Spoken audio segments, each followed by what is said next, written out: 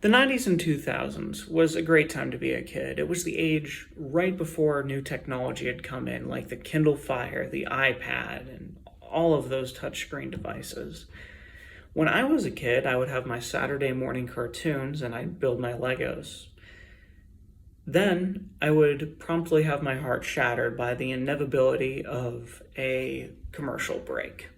I would just ignore them and wait for my cartoon to come back on, but now that we're doing this speech, one of those old commercials has come back to mind. The old Got Milk campaign ads.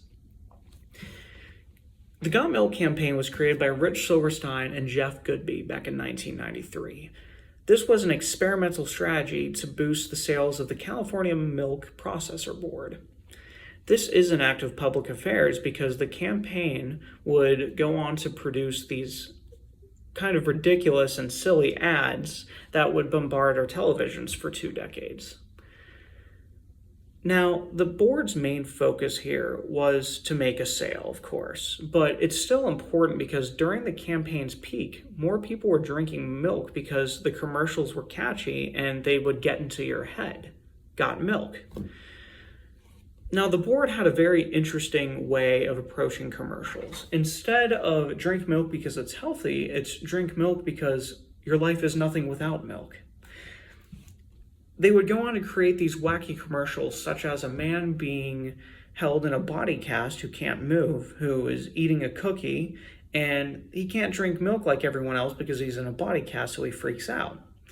Now, another approach to these commercials is the cool approach, having a celebrity come in to star for it, maybe having a celebrity for a photo shoot with a Got Milk logo on it. Now, the style is very important here because if the ads were just a regular, this is benefit for your health, kind of pharmaceutical-like ads, then no one would listen to them or remember them. Now, beginning 10 years prior to the Got Milk campaign, milk sales were in a sharp decline due to Americans just not drinking it anymore. The Got Milk campaign really turned this around by using these commercials to make milk cool again or funny.